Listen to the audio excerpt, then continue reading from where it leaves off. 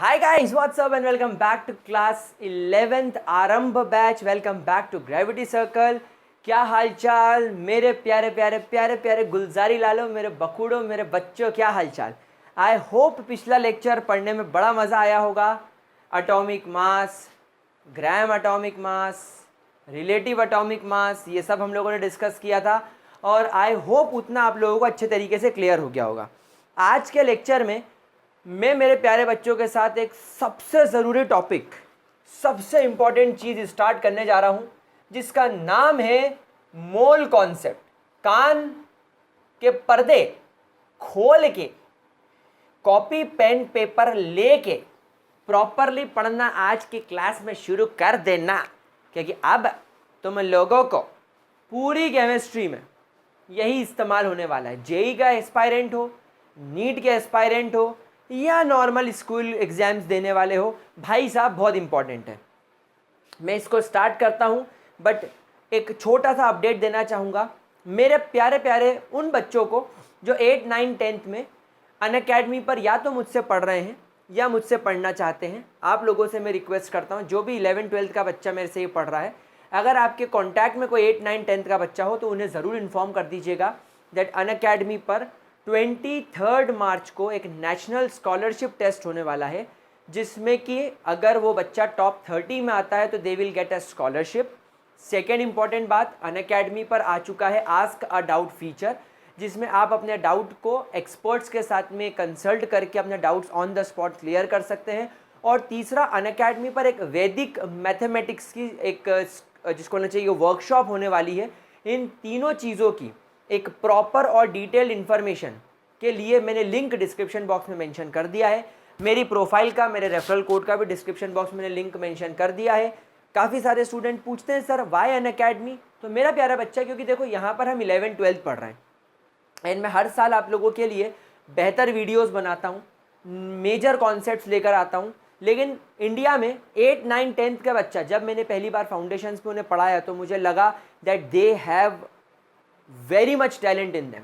In fact आप लोग जो पढ़ रहे हो ना, वो उन बच्चों को भी अगर मैं पढ़ाता हूँ तो उनको समझ में आ जाता है। तो एक मुझे भी ऐसा फील हुआ कि नहीं यार, इन बच्चों के लिए भी अगर मैं पढ़ाऊँ तो बहुत अच्छा है। अब यहाँ पर मैं नहीं पढ़ा सकता एक साथ इतने सारे बच्चों को, that's why I am on Unacademy and Unacademy is a very good platform, don't worry about that. बहुत सारे रूमर्स फैले हुए हैं बट ऐसा कुछ भी नहीं है, मैं वहाँ पर पढ़ा रहा हूँ एंड वहाँ के बच्चे उस सेक्शन के बड़े टैलेंटेड है। छोटे छोटे बच्चे हैं लेकिन बहुत प्यारा पढ़ते हैं, तो उनको पढ़ाने में मज़ा आता है। तो ये उन बच्चों तक अगर आप लोग चाहें तो ज़रूर इन्फॉर्मेशन पहुँचाइएगा। हम लोग तो यहाँ पर बेहतरीन तरीके से पढ़ रहे हैं, कोई टेंशन वाली बात ही नहीं है।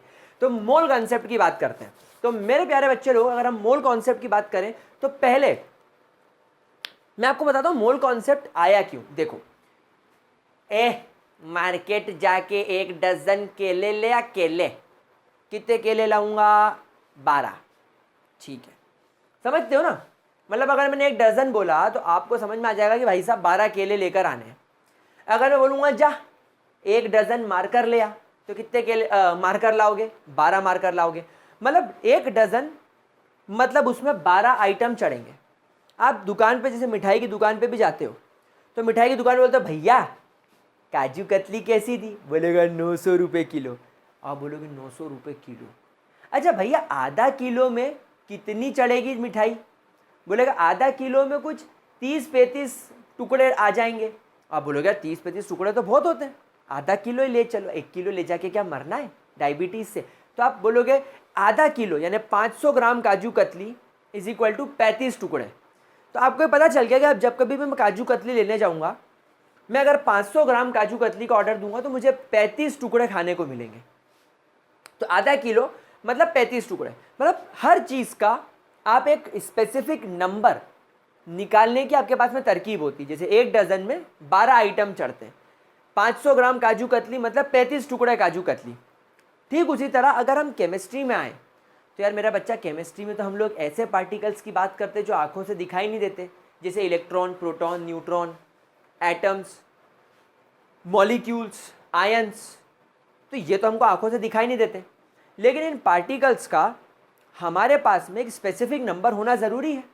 क्योंकि जब कभी भी मैं लेबोरेटरी में कोई केमिकल रिएक्शन करने जाऊंगा और अगर मैंने आपको बोल दिया कि जाओ तुम लोग एक काम करो, केमिस्ट्री लैब में जाओ और कार्बन को ऑक्सीजन के साथ रिएक्ट करके कार्बन डाइऑक्साइड गैस बना के दो, तो आप बोलोगे ना ठीक है हम कर लेंगे, लेकिन बताओ तो सही कितने कार्बन लें, बताओ तो सही कितना ऑक्सीजन लें, तभी तो समझ में आएगा।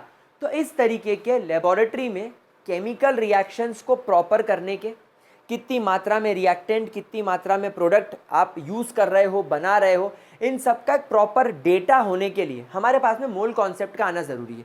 तो बेसिकली मोल कॉन्सेप्ट में mole is a unit, mole is a unit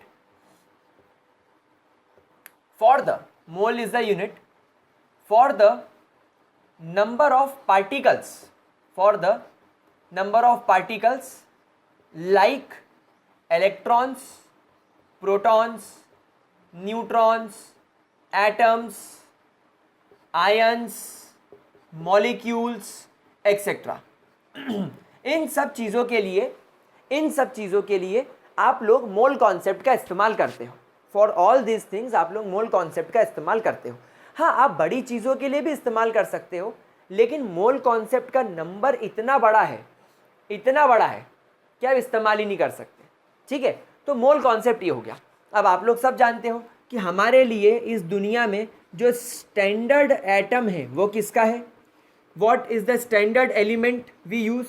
हमारे लिए स्टैंडर्ड एलिमेंट है कार्बन का 12 आइसोटोप, जो हम लोग हमेशा इस्तेमाल करते हैं।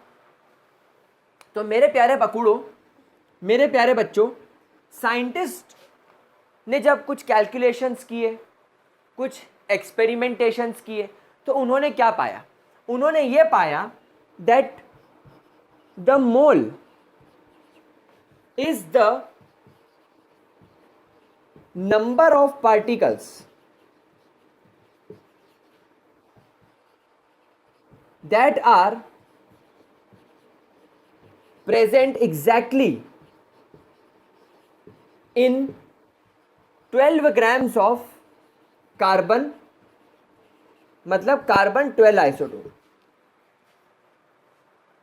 या आप इसको ऐसा डिफाइन कर सकते हैं, 1 mole of any substance, 1 mole of any substance contains as many particles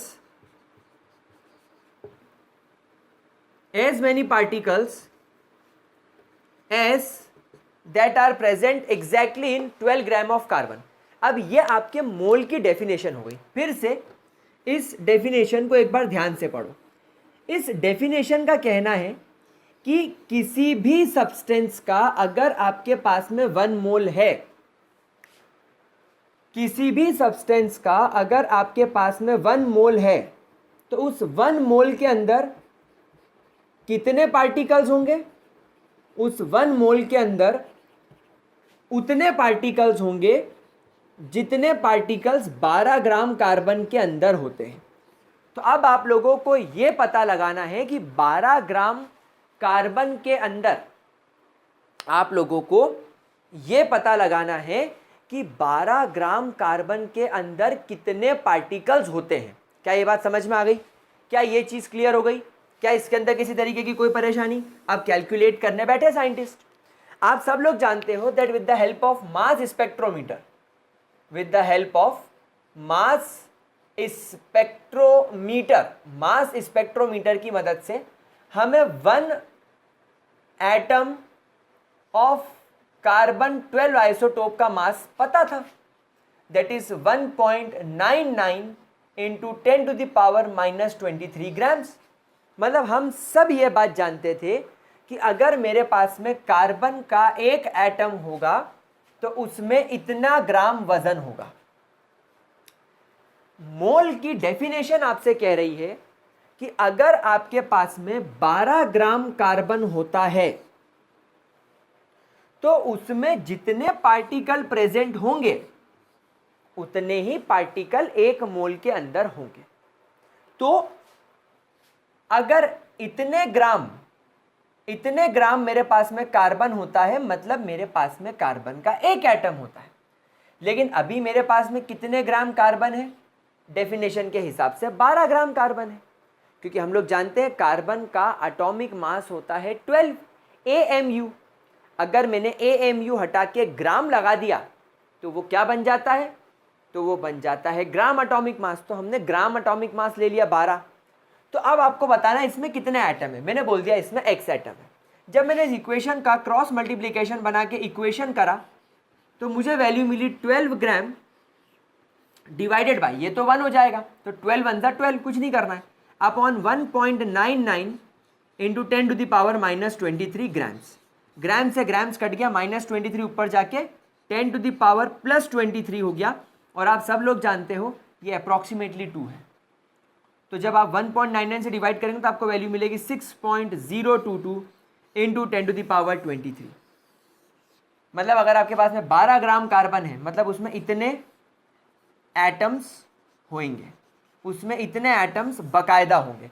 and this number was actually called as Avogadro number, and therefore this number is called as Avogadro number। ये Avogadro scientist को tribute देने के लिए इस number को Avogadro number बोल दिया गया, और Avogadro नंबर को Na से डिनोट किया जाता है, where N is number, A is Avogadro, यानी Avogadro का नंबर। तो इस कैलकुलेशन से हमें फाइनली ये पता चल गया, विद दिस कैलकुलेशन फाइनली हमें एक बात बहुत अच्छे तरीके से पता चल गई कि अगर मेरे पास में 12 ग्राम कार्बन है, मतलब कि 1 मोल कार्बन है, मतलब कि उसमें इतने पार्टिकल्स होंगे। क्या बात समझ में आ गई? अब आप खुद देख सकते हो नंबर कितना बड़ा है, आप खुद इस बात को समझ रहे हो, आप खुद इस बात की नज़ाकत को, इस बात की जिसको बोलना चाहिए कंडीशन को समझ रहे हो कि this is a very huge number. अब पहले ज़रा इसको नोट कर लो, फिर मैं आपको एक बहुत शानदार सा एक्सप्लेनेशन दूंगा, एक बहुत मस्त आपको एक्सप्लेनेशन दूंगा, तब आपको चीज़ में मज़ा आएगा। जल्दी से नोट करो। हो गया? हो गया? चलिए ग्रेट। अब गाइज इमेजिन करो, आप लोगों को मैंने बोला कि जाओ लेबोरेटरी में जाओ और मेरे लिए 1 मोल कार्बन डाइऑक्साइड लेकर आओ। अब आप बोलोगे सर अगर मैं 1 मोल कार्बन डाइऑक्साइड लेने गया तो भाई साहब मुझे तो मतलब बहुत बड़ा नंबर चाहिए रहेगा। मतलब अगर आप बोल रहे हो कि सर मेरे लिए जाकर 1 मोल कार्बन डाइऑक्साइड लेकर आओ, तो 1 mole carbon dioxide means what?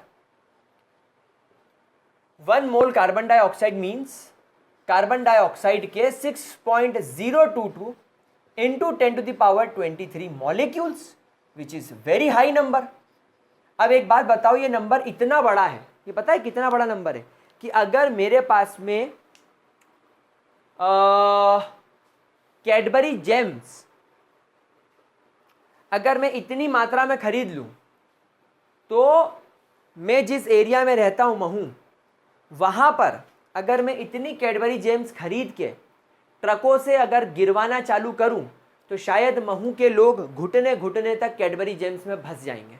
ये इतना बड़ा नंबर है। इडली खाते हो? इडली, अगर इतनी इडली आपने बना दी तो आप शायद इडली पे इडली, इडली पे इडली, इडली पे इडली, ऐसे इडली पे इडली पे इडली पे इडली पे इडली पे इडली पे इडली ऐसे रख के अगर बनाओगे तो आप यहाँ से सन तक पहुँच सकते हो, या आप ब्रिज बना सकते हो। ये इतना बड़ा नंबर है। So ultimately 1 mole is a very huge number. अब अगर तुमको मैंने बोला कि जाओ मेरे लिए 1 मोल कार्बन डाइऑक्साइड लेकर आओ, तो क्या इतने मॉलिक्यूल आप गिन सकते हो? पहली बात तो मॉलिक्यूल दिखते नहीं है।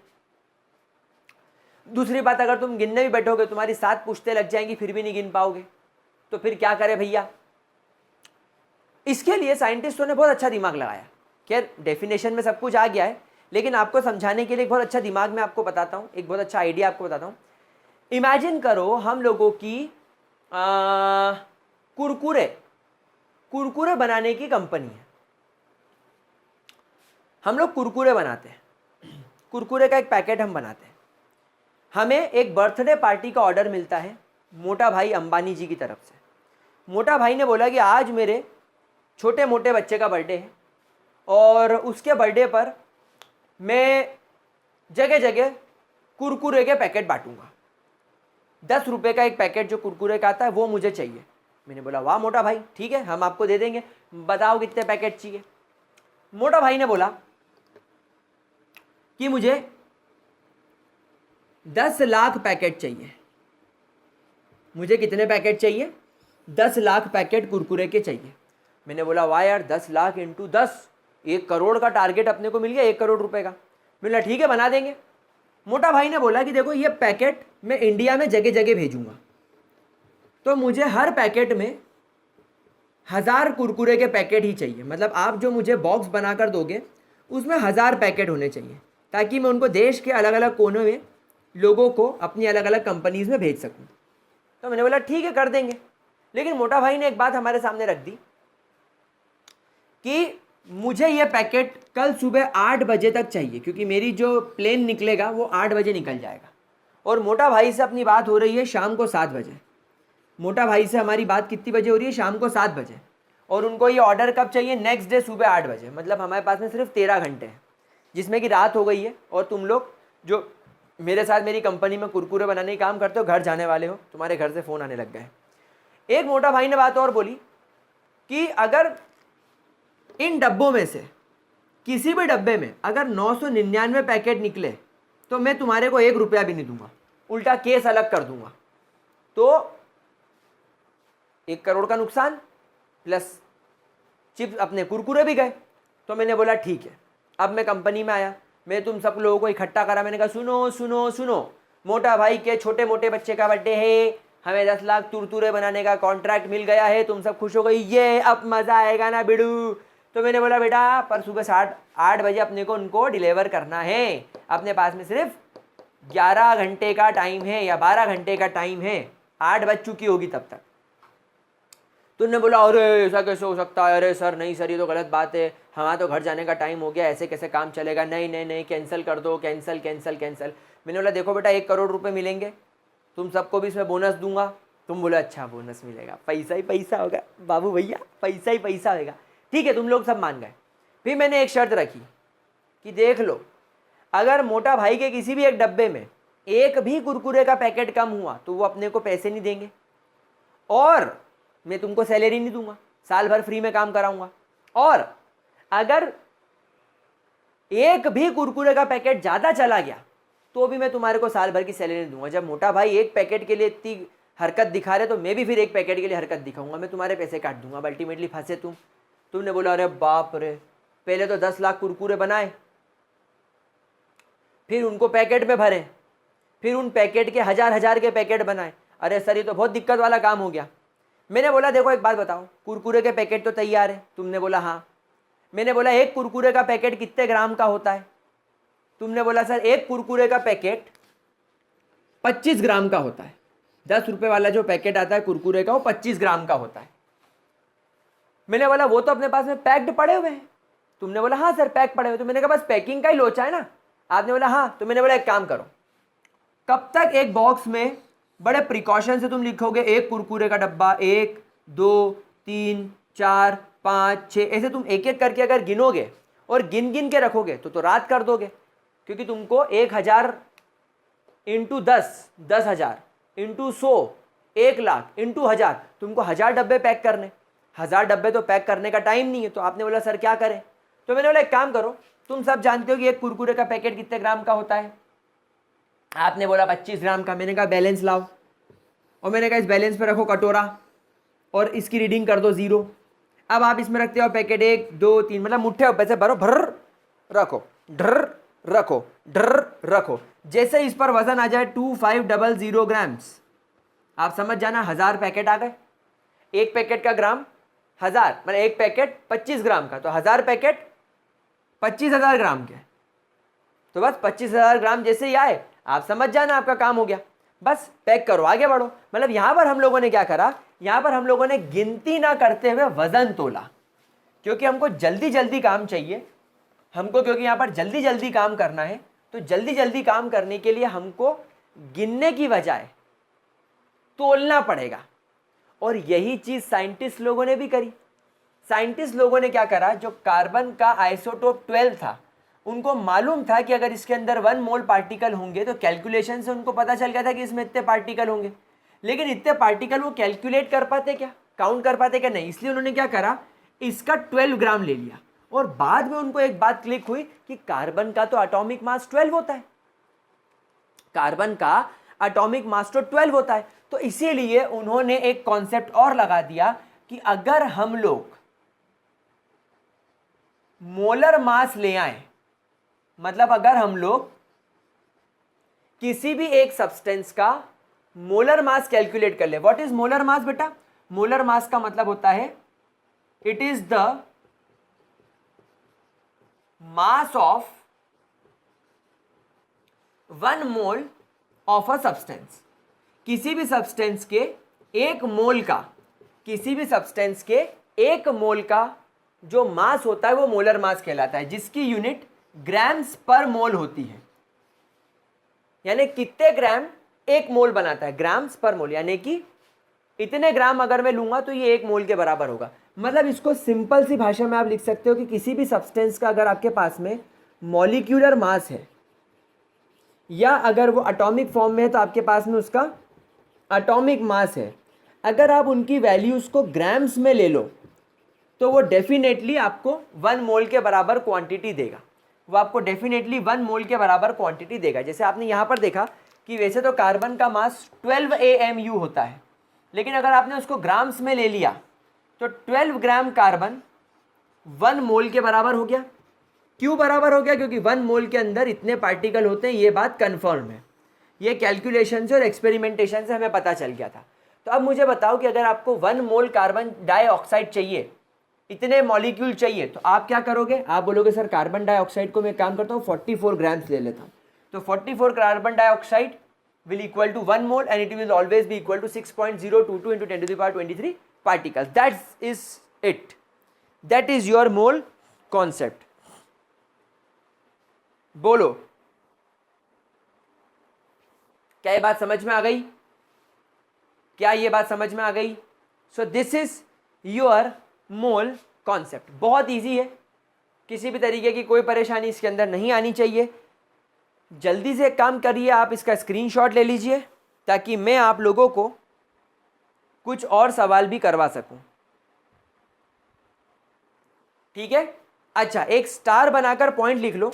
मैंने कई जेईई की किताबों में एक चीज और देखी है, कुछ लोग 1 मोल को 1 ग्राम एटम भी डिनोट करते हैं।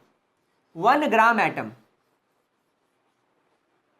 1 ग्राम एटम। एक्चुअली देखो, इसका ये मतलब होता है कि आपने कितना ग्राम सब्सटेंस लिया और उसमें कितने एटम्स हैं। तो ग्राम एटम भी वो मोल को बोलते हैं। मतलब 1 मोल कार्बन डाइऑक्साइड मतलब उसमें इतने मॉलिक्यूल्स हैं, और 1 मोल कार्बन डाइऑक्साइड मतलब उसमें इतने ग्राम सब्सटेंस है, तो ग्राम एटम भी उसको बोलते हैं। तो कभी कभी आपको मोल की जगह पर ग्राम एटम देकर कंफ्यूज किया जा सकता है, लेकिन कभी भी घबराना मत, कभी भी घबराना मत। अगर 1 ग्राम एटम पूछ रहा है मतलब वो क्या पूछ रहा है? आपसे 1 मोल पूछ रहा है। There is nothing to worry. ठीक है, चलो इसको नोट कर लो ताकि मैं आगे बढ़ सकूं। आगे बढ़े, आगे बढ़े। चलिए, कुछ और बातें करने से पहले कुछ न्यूमेरिकल्स कर लेते हैं इस मोल के ऊपर। Let me give you some numericals over mole. चलिए, आपके पास में 4 ग्राम एटम सिल्वर है। क्वेश्चन देखो, we have 4 gram atoms, we have 4 gram atoms of silver. इसमें पहले आपको बोल रहा है calculate the amount of silver, calculate the amount of silver present. Second आपसे ये पूछ रहा है what is the weight of 1 atom of silver, find the weight of 1 atom of silver. और आपकी मदद करने के लिए इसने आपको सिल्वर का एटॉमिक वेट दे दिया है 108 AMU।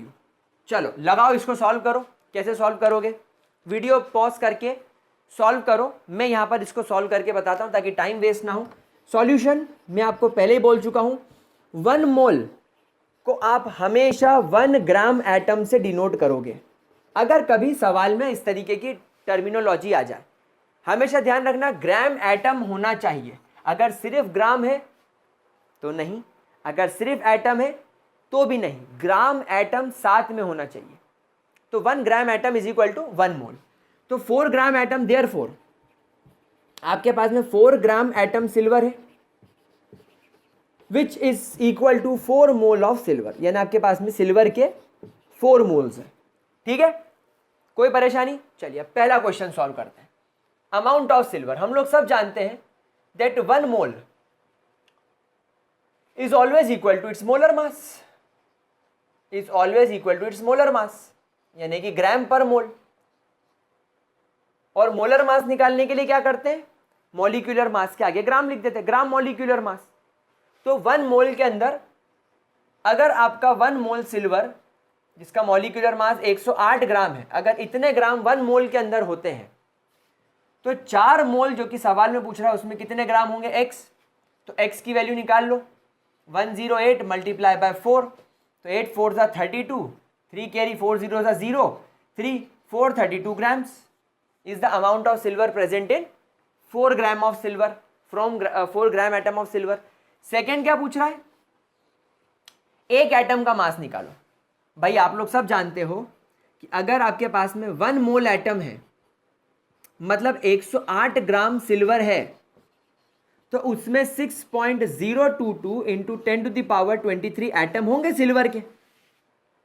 वो आपसे एक सिल्वर के एटम का वजन पूछ रहा है। आप यहां पर लिख दो x, क्रॉस मल्टीप्लाई कर दो इसको, तो यहां पर x की वैल्यू क्या हो जाएगी, 108 divided by 6 into 10 to the power 23। मैंने 6.022 को 6 मान लिया कैलकुलेशन आसान करने के लिए, तो 10 टू द पावर 23 ऊपर चला जाएगा, 2 3 ज़ा 6, 2 5 ज़ा 10, 54, 3 1 ज़ा 3, 18 इंटू 10 टू द पावर 23, और we can say 1.8 into 10 to the power -22 gram. क्या ये बात मेरे प्यारे बच्चा लोगों को बहुत ही ज़्यादा बढ़िया तरीके से, शानदार तरीके से क्लियर हो गई? कोई परेशानी? पक्की बात? और एक सवाल करना चाहोगे? चलिए और एक सवाल करते, एक अच्छा सवाल देता हूं मैं आपको। हाँ, एक सवाल अच्छा आया, एक सवाल और अच्छा आया हमारे पास में मोल कॉन्सेप्ट का। वैसे देखो मोल कॉन्सेप्ट तो पूरे जीवन भर ही अब पढ़ना है, लेकिन मोल कॉन्सेप्ट की आपको ट्रिक बनानी आनी चाहिए। अच्छा, उसके पहले मैं आपको एक बात बता दूं कि अगर आपको किसी के भी मोल्स निकालने हो, जिसको डिनोट एन से किया जाता है केमिस्ट्री में, इसका फॉर्मूला लिख लो। उस सब्सटेंस का आपको एक तो गिवन मास देके रखना चाहिए और आपके पास में उसका मोलर मास होना चाहिए। मोलर मास मतलब मॉलिक्यूलर मास को ग्राम्स में लिख लो, मॉलिक्यूलर मास को ग्राम्स में लिख लो, आपका मोलर मास बन जाएगा। या अगर आपको मोल्स निकालना हो लेकिन आपको given number of particles they रखे हो, जैसे कि आपको दे रखा हो कि किसी के पास में 6.022 into 10 to the power 23 particles हैं, तो पार्टिकल का नंबर दे रखा हो तो उसको एवोगैड्रो नंबर से डिवाइड कर दो।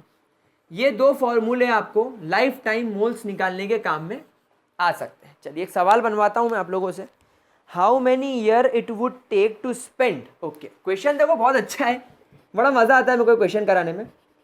How many years it would take to spend an ए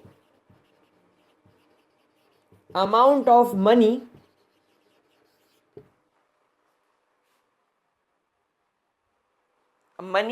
जो कि यूनिट आपको रुपीज में दे रखी है, at a rate of 10 lakh per second, at a rate of 10 lakh rupees per second. यानी अगर आपके पास में एवोगैड्रो नंबर के बराबर पैसा है, अगर आपके पास में एवोगैड्रो अमाउंट के जितना पैसा है, तो आप अगर 1 सेकेंड में 10 लाख रुपए खर्च कर रहे हो, अगर आप 1 सेकेंड में 10 लाख रुपए खर्च कर रहे हो, तो आपको कितने साल लगेंगे, तो आप लोगों को कितने साल लगेंगे पूरा पैसा खत्म करने के लिए? सोच समझ के करना, सॉल्व आराम से करना, हो जाएगा, कोई बड़ी बात नहीं। चलो वीडियो पॉज करो, सॉल्व करो। मैं यहाँ पर सॉल्यूशन लिख देता हूँ ताकि टाइम वेस्ट ना हो। देखो कैसे सॉल्यूशन करेंगे। सो देयरफॉर हमारे पास में कितना रुपया है, पहले आप देखो, आप 1 सेकेंड में कितने रुपए खर्च कर रहे हो, 10 लाख रुपए। मैं एक काम करूं, 1 2 3 4 5 6, मैं इसको 10 लाख को 10⁶ लिख दूं टाइम सेव करने के लिए। तो आप 1 सेकेंड में इतना रुपया खर्च कर रहे हो। आपके पास में रुपया कितना है, 6.022 इंटू 10⁻23 रुपया है आपके पास में। तो आपको कितने सेकेंड लगेंगे, आपको x सेकेंड लगेंगे। इसको जब मैं क्रॉस मल्टीप्लाई करूंगा तो मुझे वैल्यू मिलेगी 6.022 इंटू 10⁻23 डिवाइडेड बाय 10⁶। मुझे इतने सेकेंड लगेंगे, मुझे इतने सेकेंड लगेंगे इस पूरा पैसा को खर्च करने के लिए। अब मैं जानता हूं कि 1 ईयर, एक साल में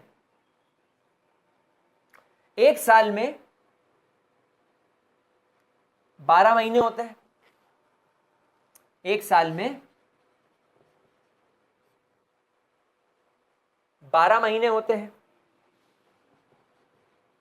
फिर ईयर पूछ रहा है ना ये, हाँ ठीक है।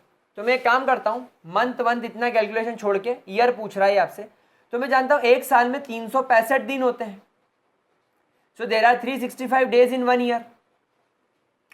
फिर आप लोग जानते हो कि एक दिन में 24 आवर होते हैं। फिर आप लोग जानते हो 24 घंटे में 60 मिनट होते हैं। एक घंटे में 60 मिनट होते हैं। फिर 1 मिनट में 60 सेकेंड होते हैं। तो देखो, ईयर से ईयर कट गया, डे से डे कट गया, आवर से आवर कट गया, मिनट से मिनट कट गया। So therefore 365 into 24 into 60 into 60, ये आपके ईयर्स को मैंने सेकेंड्स में कन्वर्ट कर लिया। जैसे इसको मैं इससे डिवाइड करूंगा तो 6.022 इंटू 10⁻23 डिवाइडेड बाय 10⁻6। एक काम करो, 10⁻6 ऊपर जाके -6 हो जाएगा और ये हो जाएगा नीचे 365 इंटू 24 इंटू 3600। जब आप इसको सॉल्व करोगे, लेट मी कैलकुलेट,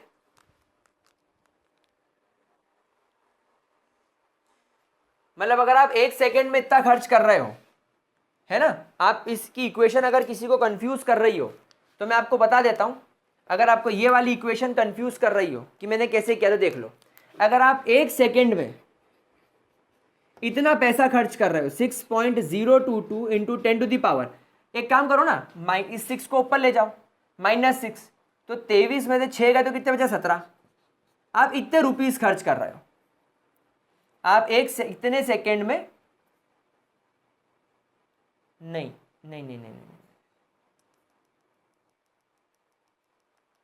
हाँ, आपके पास में इतने सेकेंड है, आपके पास में 6.022 इंटू 10⁻23 सेकेंड है पैसा खर्च करने के लिए। ठीक है, आपके पास में टोटल पैसा खर्च करने के लिए इतने सेकेंड है। और आपको कितने ईयर चाहिए, आपको इतने ईयर चाहिए, तो आप इतने ईयर में से इसको डिवाइड कर दो, 365 इंटू 24 इंटू 3600, क्योंकि ये भी अपन ने सेकेंड में कन्वर्ट कर लिया है ईयर्स को।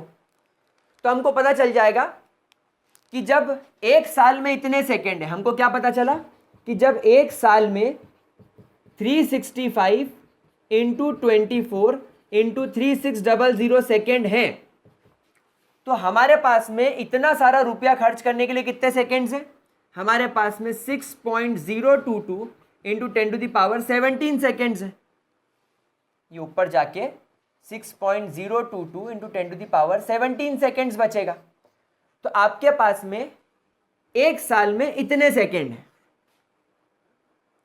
और आपको इतना पैसा खर्च करने के लिए इतने सेकेंड की रिक्वायरमेंट है। तो इसमें कितने साल लगेंगे, आपसे यही तो पूछ रहा है वो, हाउ मेनी ईयर्स। तो आपको इतने साल लगेंगे।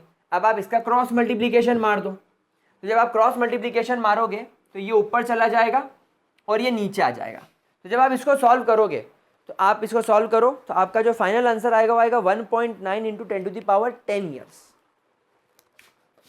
1.9 इंटू 10⁻10 ईयर्स लगेंगे आपको, इतने साल लगेंगे इतना पैसा खर्च करने के लिए। मतलब आप मर जाओगे, आपकी 7 पुश्ते भी मर जाएगी। 10⁻10 यानी कि बाप रे, पूरा देश खा ले बैठ के, पूरा देश बैठ ले खा ले आराम से। और कितना खर्च करे हर देश का नागरिक? 10 लाख रुपए पर सेकेंड भी अगर तुम खर्च करोगे तो भी तुमको इतने साल लगेंगे। 10⁻10 सोचो, मतलब 100 करोड़ 1000 करोड़ साल लगेंगे, बाप रे। मतलब अगर पूरे देश का इंसान भी इतना पैसा खर्च करे तो भी खर्च नहीं होगा। So it is a very huge number. तो देखो, मोल कॉन्सेप्ट के सवाल हमेशा आप लोगों को इसी प्रकार देखने को मिल सकते हैं मेरे प्यारे प्यारे बच्चों। क्या कोई दिक्कत इसके अंदर, क्या कोई परेशानी? पक्की बात, क्लियर? ओके, चलो आगे बढ़ते हैं। मैं आपको मोल कॉन्सेप्ट में एक और इंपॉर्टेंट चीज सिखा देता हूं, इसके बाद आपका काम खत्म। इसके बाद आप दुनिया में किसी भी प्रकार का सवाल बना सकते हो। ये सवाल मैं already law of conservation of mass के अंदर आपसे बनवा चुका हूं। अगर आपके पास में गैस है, in case of gas at STP, बेटा यहां पर एक वर्ड आया आपके सामने, नया वर्ड आया है STP। यहां पर ध्यान रखिएगा, S का मतलब होता है standard temperature, standard temperature and pressure, standard temperature and pressure. यहां पर ध्यान रखिएगा, आपका जो प्रेशर होगा वो तो 1 ATM होगा, लेकिन जो टेम्परेचर होगा वो या तो 273 केल्विन लेकर चलोगे या 0 डिग्री सेल्सियस लेकर चलोगे। That is called as STP। ये कंडीशन अगर है तो वो STP कहलाएगी। क्या कहलाएगी? STP। अच्छा, या तो आप 1 बार भी ले लो, भाई एक ही बात है ना, कन्वर्जन तो आपको आता ही है। 1 बार को आप 1.01 इंटू 10⁵ पास्कल भी बोल सकते हो, 760 mmHg भी बोल सकते हो, सब 1 ATM के बराबर है ना। कन्वर्जन हम लोग जानते हैं, अगर नहीं जानते तो लिख लो, आगे फ्यूचर में बहुत काम आने वाला है। 1 ATM is equal to 1 bar is equal to 1.01 into 10⁵ pascal is equal to 760 mmHg। ये सब आपके प्रेशर के इंटर कन्वर्जन है, ठीक है। तो यहां पर अगर आपके पास में गैस है STP पे, तो हमेशा ध्यान रखना उसका या तो 1 मोल इतने पार्टिकल के बराबर होगा, जो कि आप लोग गिन नहीं सकते हो, which is not possible for you to count. तो क्या करें? तो या तो उसका मोलर मास ले ले। क्या ले ले? Molar mass. लेकिन मोलर मास लेना भी हमारे लिए इम्पॉसिबल है, क्योंकि गैस हमारे पास में है और गैस का वजन निकालना मुश्किल होता है, गैस का वॉल्यूम निकालना आसान होता है। तो याद करो एवोगैड्रो अंकल का law, equal volume of all gases at standard temperature and pressure, at constant temperature and pressure. अगर आपने स्टैंडर्ड टेम्परेचर और प्रेशर पर अलग अलग गैसेस के इक्वल वॉल्यूम ले लिए, उन सब में नंबर ऑफ पार्टिकल बराबर होते हैं। तो वो इक्वल वॉल्यूम क्या होगा? वो इक्वल वॉल्यूम होगा 22.4 लीटर। मतलब एवोगैड्रो ने हमें यही सिखाया था कि अगर आप एक 1 ATM प्रेशर और 0 डिग्री सेल्सियस पर या STP कंडीशन पे 1 ATM और 273 केल्विन, 1 ATM 0 डिग्री सेल्सियस, जो भी आप लिखना चाहो, लेकिन अगर आपने ये कंडीशन मेंटेन करी और आपने कोई भी गैस ले ली, hydrogen, carbon dioxide, nitrogen, helium, neon, argon, krypton, fluorine, chlorine, कोई भी गैस ले ली 22.4 लीटर, तो वो डेफिनेटली उसमें इतने पार्टिकल्स होंगे, और अगर उसमें इतने पार्टिकल्स होंगे तो वो हमेशा 1 मोल के बराबर होगी। जैसे कि एक एग्जाम्पल के तौर पे मैं आपको बताता हूं, find number of moles of oxygen when we have 1.2 ml of it। अब इसका सॉल्यूशन कैसे करेंगे भाई? हम लोग सब जानते हैं 22.4 लीटर ने 22400 ml 1000 से मल्टीप्लाई कर दो। तब आप लोग सब जानते हो कि 1 मोल ऑक्सीजन, यानी दुनिया की कोई भी 1 मोल गैस 22.4 लीटर के बराबर होती है। यानी कि 22400 ml के बराबर होती है। चलो इसको 112 ml कर दो, मैं कैलकुलेशन आसान कर देता हूँ। तो मतलब मैं ये जानता हूँ कि 1 mole is always equal to इतना ml। अब आपको ऑक्सीजन कितने ml दे रखी है, 112 ml दे रखी है, तो आपको उसके मोल्स निकालने हैं, कर दो क्रॉस मल्टीप्लाई। तो x की वैल्यू क्या आएगी, 112 ml divided by 22400 ml। ml level गया, ये इसने 200 टाइम्स कैंसिल आउट कर दिया, तो x की वैल्यू क्या हो गई, 1/2 इंटू 10⁻⁻², यानी 0.5 इंटू 10⁻⁻² मोल्स इसका आंसर हो गया। तो इस प्रकार आप लोग किसी भी तरीके के सवाल को सॉल्व कर सकते हो। Now guys you have sufficient knowledge of moles. अब आप लोग बहुत अच्छे तरीके से मोल्स के बारे में समझ चुके हैं। विद दिस हमारा मोल कॉन्सेप्ट यहाँ पर खत्म होता है, खत्म नहीं होता, इनफैक्ट शुरू होता है। अब हम लोग मोल्स का इस्तेमाल करके, मेरे पास में मान लो एक कंपाउंड दे रखा है जिसमें मुझे बोल रखा है कि इस कंपाउंड में कार्बन 60% है, ऑक्सीजन 20% है और हाइड्रोजन 20% है। परसेंटेज का इस्तेमाल करके मुझे बताओ कि इस कंपाउंड का मॉलिक्यूलर फॉर्मूला क्या होगा। क्या ये C2H5 होगा, C2H5OH होगा, CH3OH होगा, क्या होगा? तो वो आपको पता लगाना है। तो उसमें भी मोल कॉन्सेप्ट के ये फॉर्मूलेज इस्तेमाल होंगे। कंपोजिशन के बाद हम लोग चलेंगे एम्पेरिकल फार्मूला बनाने के लिए। एम्पेरिकल फार्मूला से मॉलिक्यूलर फार्मूला बनाने के लिए अगला टॉपिक भी बहुत इंटरेस्टिंग होने वाला है। फिर आएगी हमारी स्टोइशियोमेट्री, लिमिटिंग रिएजेंट, वो भी बड़ा इंटरेस्टिंग होने वाला है। फिर मोलैरिटी, मोलालिटी, मोल फ्रैक्शन वगैरह। तो वो जो टॉपिक है वो मैं ऑलरेडी 12th में पढ़ा चुका हूँ, तो वो मैं आपको यहाँ पर वीडियो वापस से प्रोवाइड करा दूंगा, तो डोंट वरी अबाउट दैट, वो वीडियो जल्दी आ जाएगा। तो गाइज विद दिस हम हमारा आज का लेक्चर यहीं खत्म करते हैं। That's all for today, bye bye. इसको अच्छे तरीके से नोट कर लीजिएगा। मैं आप लोगों को जो अगली वर्कशीट है, जो अगला DPP है, वो अगले वीडियो के डिस्क्रिप्शन बॉक्स में दे दूंगा, ठीक है? तो that's all for today, bye bye and have a great day.